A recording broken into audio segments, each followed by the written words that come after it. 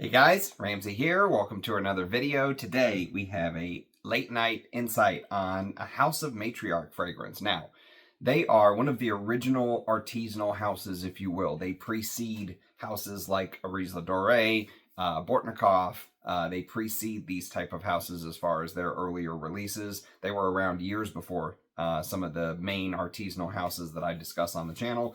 And, you know, I've reviewed one of their fragrances, which was called Blackbird, or it was called Blackbird. I think now it's Black Number 1 or something like that. You can go check out my review. But I focused on the ones that I like the most. And I'll tell you what, this fragrance we're going to discuss today is probably almost like a perfect snapshot of the way I like chocolate and oud done in a fragrance, okay? I hate chocolate where it's sweet, where it feels like you're making some sort of like a, you know, milk chocolate hot cocoa with just with a pound of sugar in there. I hate those type of chocolate fragrances. I like my chocolates to be dark, bitter, animalic, and this is exactly that, okay? This fragrance is a fragrance that does not get enough love in the community. In fact, I don't even know if there is a full review on the channel. I think there may be some people talking about it on like a live stream or something like that. One thing that is tough to swallow about this house, though, is the pricing. I will tell you that. And I think what hurts her case even more is the fact that she does these annual or biannual sales where she will literally cut the price in half. You know, so a $750 fragrance, 50% off. And it's like, whoa, if it's that easy to do 50% off, maybe take the price a little bit down in the first place. So, I don't know. And then it ends up happening where no one buys anything until they wait for the sale kind of thing. So the other thing that worries me about the fragrance we're going to talk about today, which is called Bittersweet Symphony, by the way. I guess I should have told you which fragrance we're going to discuss. Bittersweet Symphony is that Parfumo says it's still in production. But if you actually go to her website, it is sold out. And the only size that you even could have selected from is the 16 mil travel atomizers, which basically look like this. These are the 16 mil travel atomizers that she sells. And this is the only way that I would buy her work because they're just so unbelievably expensive, exorbitantly expensive. I think that her work is very, very good.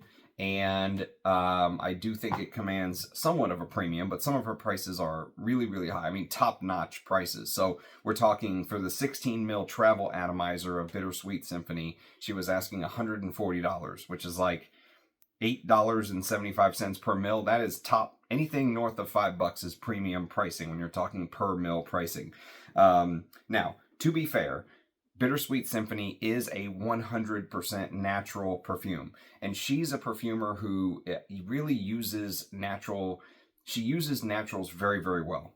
It's really hard to make a natural fragrance and do it 100% natural. Some of her stuff is like 95% or 98% or 99%. This one happens to be 100% natural. It came out 10 years ago in 2015, which is crazy still to say. And so I'm sure full bottles are $400 or $500 now. I'm not 100% sure because there is no full bottle choice on her website any longer. But she did used to sell these in these, almost they look like disco ball, like glass bottle. And then she put it in the new modern blue kind of just Matriarch bottle, House of Matriarch bottle. And now it's not on the website. So I don't know if that means it's discontinued or what. So to me, this is an absolute hit. Bittersweet Symphony is 100% a hit. It's perfectly named, okay? Because this is all about this blend of basically this extremely dark, bitter cacao, right? Extremely, imagine putting like a dark chocolate that's like 60% cacao in your mouth and just letting it melt. And it just, you know, melts like fat or butter in your mouth. It just has that sort of feel to it, mixed with dark woods and charred woods and oak woods. And like imagine this layer of char on the top of the woods with spices, okay? And incense and smoke and oud. And, you know, to me, the reason that the first two fragrances from the house that I reviewed are the darker type scents, you know, the smokier, darker type scents, I really feel like that's where she specializes. I feel like that's where the House of Matriarch really shows their stripes. Whenever she does fragrances like this, that have this mystical, smoky, dark oud, you know, this temple-like feel to them. That is where her fragrances really excel. Now, some people will say that her scents have too much of this medicinal, almost like a essential oil, like feel to them. And in one hand, I can kind of see what they're saying. I think if you ever listen to perfumers talk a little bit about using synthetics in a composition, they talk about synthetics almost being something that enhances a creation. So let's say you have a shirt, and let's say it's 99% polyester. That 1% rayon or whatever crazy material that they use nowadays actually makes the shirt less wrinkly than just maybe 100% cotton or something like that. Having a little bit of a synthetic in a composition can actually make it feel rounded. It can make it last longer. One of the big knocks on her creations is that because they're natural, they have no staying power. There's no push. They don't have the throw that the synthetics have, and there is some truth to that. But I have no problem with my favorites from the house: Blackbird, Devotion, which is one of my favorite incense fragrances of all time, period. And something like Bittersweet Symphony. They last definitely long enough where you're not going to have to worry about longevity and all that stuff. Now, some of her other scents, it's a different story. But the darker scents that she goes with, the smoke incense, I have no problem with it, with longevity, even though it is 100% natural. Okay. So if you could just sort of get this feeling in your head, imagine this scorched wood feeling. Imagine being in a temple and you've got the smoke rising in the background, people burning incense, people sending prayers up to the Almighty, whichever Almighty you believe in or don't believe in. And just imagine this blend of this charred, seared, wood being seared by fire, wood being burnt, wood being scorched, this feeling of the wood. Imagine there being like a thin film of black, almost like if you ever accidentally leave toast too long in the toaster and you get that thin film of black on top, but you can take a knife and kind of scrape it off, and underneath is still toast, right? That's how the wood smells in here. It smells like the top layer has been charred, but the wood underneath is still intact. The fire hasn't degraded the actual composition of the wood, right? There's this feeling that the wood is like pristine underneath, The beauty of the wood is pristine. And since you're in a temple, that's the image I want you to kind of keep in mind. Since you're in a temple, that wood that they're burning is not just trash wood off of the trash heap. They're burning high quality wood, and that's what it smells like. Everything here smells high quality. It smells like you're smelling a composition full of amazing materials that belong in this special place, this mystical place, this temple, right? So one of the things I love so much about what the House of Matriarch does is that mystical quality. I love that sacred feeling to her scents. And so some people say, yes, there is this essential oil type feel to her creations because they are so natural. But I would say there's nothing wrong with that if you nail what the brief is, what you're really going for. And here, she absolutely nails it. Bittersweet Symphony is one of her best works, in my opinion. And I really feel like if you can imagine some ancient, mysterious temple in Shangri-La, carved into the cliff or something like Petra in Jordan, and you can just imagine naturally the people, you can just imagine this temple smelling this way no matter when you walk into that temple, whether it's now or 999 years from now. That's what the temple smells like. It just has this aura about it, mysterious temple, with incense and prayers being brought up from the incense to the Almighty. And it just gives that aura about it, okay? There's this very peaceful feeling to this creation, very meditative, very, what it reminded me of? It reminded me of being anointed, like someone takes some holy water or, back in the day when they used to do their coronation of kings, they used to anoint them with what was called chrism. And chrism was something that was supposed to be reserved for bishops and stuff like that way back in the day. And it basically was supposed to, they thought if the seas were bad, if you just put some of this chrism on the water, the seas would instantly calm, it was that kind of thing. And if you can just imagine being anointed by this holy oil of herbs and all this crazy stuff that they used to put in there back in the day to create this, go back to the days of Charlemagne or something like that, there is this feeling of being anointed by something thick and rich, and all of a sudden you realize that it's not spices and it's not herbs and resins inside of this little blend, this chrism or whatever they're anointing you with, this holy water, but instead there's this thick, rich, dark chocolate that is just like melted on your skin, okay? It's bitter and it smells so natural, right? The sweetness is from the naturally occurring cacao. And there's a big percentage of it in here. And the name is perfect. Bittersweet Symphony. And so you have the bitter, sweet side of the cacao. And the thing is that this is actually a very, very long fragrance. The brand says that this fragrance takes 5 full hours to reach its full dry down. Now, I've been wearing it all day as my scent of the day. Their samples are very generous too, by the way, at least these. You know, I've had more than enough for multiple wears, and I still have, I don't know, probably half of this left. I think this is 3 or 4 mils. Very generous sample size. At least on these. I've seen some where they're very, very small, but this sample size is spot on. I can get down with this. And so 5 hours to reach its ultimate dry down is pretty long, you know? But the fragrance, even though it goes in a lot of different directions, you have a lot of different things to smell. And we'll talk about some of them here in just a little bit. But one thing that it does very well is it stays within the lines, okay? It does that very, very well. It doesn't color outside of the lines, if you will. This fragrance knows exactly what it is, and it stays within the lines. And so the chocolate note sort of, that chocolate note competes with some of the chocolate notes you might smell in a Bortnikov or a Strangelove, New York City, or something like that, you know? Those very high-end artisanal niche houses. The chocolate note here is one of the best I've ever smelled. It really does smell like a symphony of notes that sort of hit you as the hours tick by. If you can just imagine staying on this highway, all of the cars staying on the highway, but each car is in its own lane. Each note is in its own lane. Each note from the symphony is kind of coming at you. And the fragrance, as it dries, some of the notes kind of change position. Sometimes the spices come a little bit heavier. And when you smell the spices in here, you will get something dirty. Now, there is some animalics in here as well. There's multiple animalics, actually. But the animalics are not so much where you're going to smell this and go, oh my God, that's off-putting. I don't think anyone would do that. I think the animalics are just mixed in to give it that, you know, 3D effect. That feeling of the temple being larger than life. You know, you're looking at it and you realize how small you are, one man, to this temple that's thousands of years old or whatever it is, right?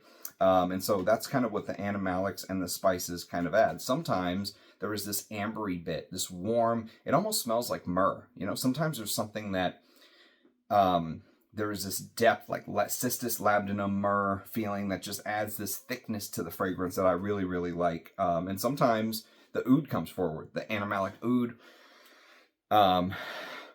The charred woods come forward. Sometimes it's the smoke. Sometimes it's the chocolate. All different points on the highway, all traveling in the same direction, but all different points on the highway and staying within the lines, you know, not going off the road. That's what this fragrance does. It's very exotic. And as the fragrance dries, that earthy chocolate smell, that at first, the chocolate, when you first put it on, it almost has this like roasted feeling to it. Almost like if you can imagine that roasted smell of coffee bean, if you can just sort of transfer that roasted feeling of coffee bean and just layer it on top of how you might imagine an extremely bitter dark chocolate would smell, that is the way that the chocolate feels at first. It feels almost roasted in a way, but very multi-layered, okay? This fragrance is very, very thick smelling.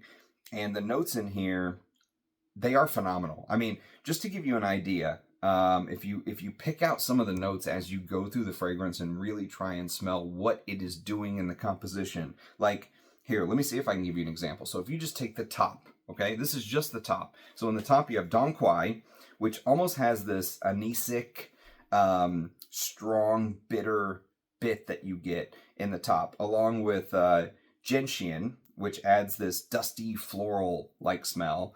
And sometimes it has this powdery muskiness that kind of comes forward, if you will, that almost reminds you a little bit of the powderiness of iris in a way. I don't think there's any iris in here, although there may be, but I don't think there is. But other times, the floral side of gentian gives you this feeling of what you might smell in something like narcissus, you know, something along those lines. And if you can imagine, the flower and the soil that the flower is planted in. So now we're talking the chocolate, we're talking the flower, we're talking the smoke, we're talking the incense, we're talking the oud, the charred woods, charred oak.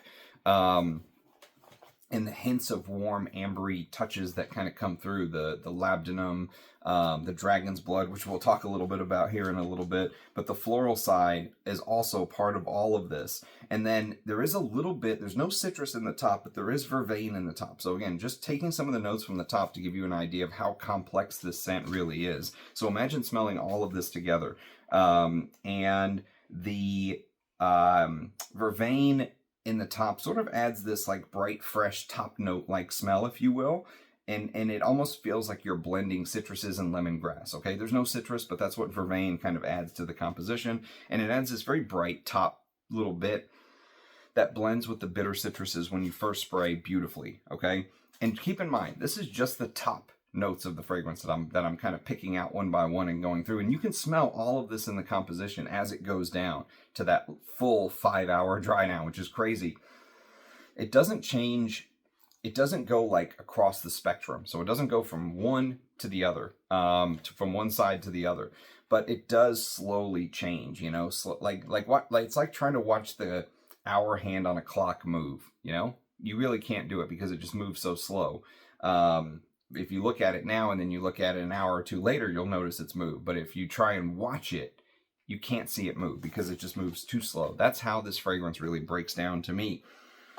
Now, I won't go through the whole fragrance in that fashion, but just a couple more things to point out. Number one, there are 3 types of tea at use in this fragrance. One is white tea, one is black tea, one is green tea, okay? It's almost like tea from all the triangular points of the globe, you know, coming together in this pyramid fashion. And the tea sort of adds this relaxing, calming, harmonious type feel. And, you know, when I mention a temple, when I mention essential oils being applied, you know, to somebody or something like that, the tea in this fragrance works perfectly because the top actually, when you really think about the top, when you first spray this, you get hit with all of the crazy things I just mentioned in the top, with the dark chocolate, with the oud, with the smoke, with the incense, with all of that stuff, you know, the animalics that do start to come through. And it can be potentially a little bit chaotic, you know? So what the tea does to me is it calms everything down. You know, imagine having a nice cup of tea, whether you have green tea in Japan, black tea in England. I don't know where they drink white tea, but I'm sure it's probably America. I'm sure it's fantastic. I can't say I've ever had white tea, but I feel like I should. But it's this feeling of harmony and being at peace, you know, this meditative peace. And the tea note really adds to that. It's funny because I mentioned the roasted side of coffee earlier. There's no coffee in here, but the chocolate is almost so roasted that it feels like you're getting coffee. And if you know the oud game, you know that one of the biggest mixtures with oud nowadays, you go to any oud brand and they have their chocolate and they have their oud combination together. And I've reviewed many of them on the channel. I reviewed Russian oud from Aris Ladore. I reviewed Oud Monarch from Bortnikov. So many brands have their chocolate oud combination. And this is kind of the chocolate oud combination for the House of Matriarch. But this was done many years before some of those other brands had been doing this. Now, I'm sure this is not the first chocolate oud, but the fact that this came out in 2015 is pretty impressive. I will say that. It feels ahead of its time, okay? It really does. And the name Bittersweet Symphony, I think, is absolutely perfect. Now, let's talk about the base, because the base is where all of the weird, strange, well, not weird, but the expensive, rare animalic ingredients fit. So the base is where you get oud, you get real ambergris, which she claims comes from New Zealand. So you get New Zealand ambergris, you get oud, you get charred oak, you get dragon's blood, which we'll talk about in just a little bit, hyraceum, and real Mysore sandalwood. Now, she claims real Mysore sandalwood. I don't know if that's true or not, but let's just say yes, it is. Now, dragon's blood, if you're not familiar, most people have heard me talk about oud and Mysore and all that stuff over the years. Dragon's blood, if you're not familiar with, comes from the Dracaena Draco tree, which is native to the Canary Islands and Morocco, okay? And it's supposed to exude this resin when it's cut that is bright red, and it almost looks like blood, hence the name, dragon's blood. And so it's bright red in color, and it's supposed to be warm, earthy, and some say it's like, imagine mixing cedar and patchouli together. So it has that warm, earthy type quality to it. I really like it. I think it fits perfectly into her fragrances. Dragon's Blood, not just the smell, the name fits perfectly into her type of composition. You know, it really feels like she is making these mystical, exotic, you know, witch's brew type concoctions. And I love it. I mean, there's a little bit of saffron, there's a little bit of spikenard, there's a little bit of Bulgarian geranium, which I didn't talk about, but there's a touch of Hyraceum in the base. Now, Hyraceum, you know, probably if you said, Ramsey, I want to study Hyraceum, I would tell you go buy Papillon's Salome. Salome is like the Hyraceum. I think it's one of the top Hyraceum fragrances I've ever smelled. There's also Hyrax by Zoologist. That one's a little bit more but the Hyraceum in here is really, really good. It's dosed properly, and it adds just a little bit of that animalic touch without you really noticing it. You know, it's there, but it's not so much where it just takes your nose and twists it kind of thing. Okay, so that's my take on Bittersweet Symphony as my early impression off of just wearing it from a sample. But I'll tell you what, if I could buy one House of Matriarch full bottle, it might be this. I'm really, really smitten with this. But I have been on this oud kick lately, so, you know, liking a chocolatey oud with all the other stuff she's done is not surprising. Okay, so I've been thinking a lot about how I'm going to do these unboxings in the future. And I think I'm going to wait to the end, almost like a gift to folks who stuck around to the very end of the video. So today we're going to do an unboxing from the house of Elkhaldi. Now, you've seen me unbox some of his works in the little samples, the little dabber set that he sent me, like a Ghazali set or whatever it is, ambergris set. But now I'm going to show you a couple of his bottles for the very first time. So he actually has a website up and running now. So it's Elkhaldi, so it's like this, elkhaldi.store. Should get you there. I think elkhaldi.store will get you there. And yeah, elkhaldi.store will get you there. And so let me see what he sent. Actually, I have no idea. He just told me, hey, I'm going to send you a full bottle, a couple full bottles. I would love it if you had a chance to really give them some full wears and give me your feedback. So that's what I'm going to do. And I've been really into these artisanal brands of late. So let's see what I got. So the first one is, there's two of them. The first one is called Borneo Day. Borneo Day. And you can see he does all this stuff by hand. He's very open to creating either like bespoke fragrances for folks, or he will, you know, if you say, hey, I love this, put this in a 50 ml bottle for me, he'll do it. He's very open to feedback. You can reach out to him on the website. Borneo Day. Let me see if I can find it.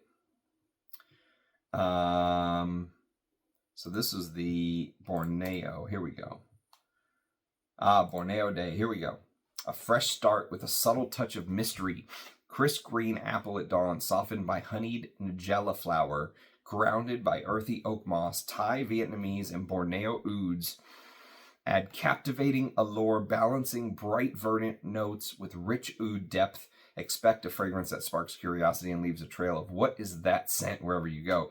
So the notes are crisp green apple, earthy oak moss, and cool blue hemlock, softened by the floral charm of nigella and tart ylang ylang, with Vietnamese and Borneo ouds providing a subtle yet consistent presence throughout. Awesome. And you know I've been loving stuff like this. So this bottle, I believe this is the 15 mil. The 15 mil goes for $2.95. Or sorry, the 30 mil goes for this must be, is this a 30 mil? Must be a 30 mil. 30 mil goes for $2.95 on the website. So that looks like the smallest size on his website right now. So Borneo Day. Very excited to get to know this bad boy. And then there was one more in here. I'm glad to see him getting his brand off the ground like this, because I really think he is an up-and-coming star in the artisanal space. So I'm excited. I'm really excited to get to wear these. Really, really excited. So this next one is called Ambergris Nicotina. Ooh, interesting. Look how dark that juice is. That is black. Ambergris. Where are we? Here we go.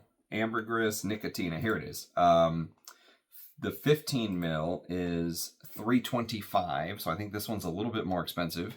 What started as a duet between dark mission figs and ambergris quickly turned into a full-on ensemble. Sweet tobacco leaves like a rich cigar, mixed with damp hay, carob, slightly bitter licorice, and a beautiful nigella flower. The result, you might wonder if your bottle has a cigar inside. My kind of fragrance. Both of these seem like my kind of fragrance. Plum, mission figs, and linden blossom, tobacco and hay, licorice, nigella flower, and carob, musk root, and amber, of course, Thai and Hindi ouds, all built on the foundational ambergris spectrum, tying this blend with others in the set. Okay, so there you have it. So, I mean, you can see when I move it a little bit, look how thick that juice looks. It definitely looks like it would stain a white shirt, I'll tell you that. Look at that. So, very excited to get to try these. Thank you, my friend. And yeah, you'll be hearing about these in the future on the channel for sure. So, anyways, glad I got a chance to give my thoughts on Bittersweet Symphony, one of my favorite House of Matriarch. You will be hearing more.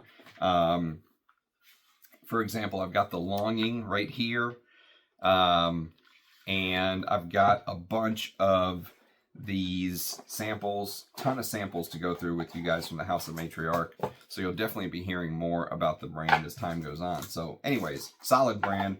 And glad I got a chance to do this. Let me know what your thoughts are on either the Bittersweet Symphony or the two Elkhaldi fragrances, or if you've had a chance to try Elkhaldi's work, I'd love to hear your thoughts as well. Just leave it in the comments. As always, thanks for watching. Love you guys. Cheers. Catch you next time. Bye-bye.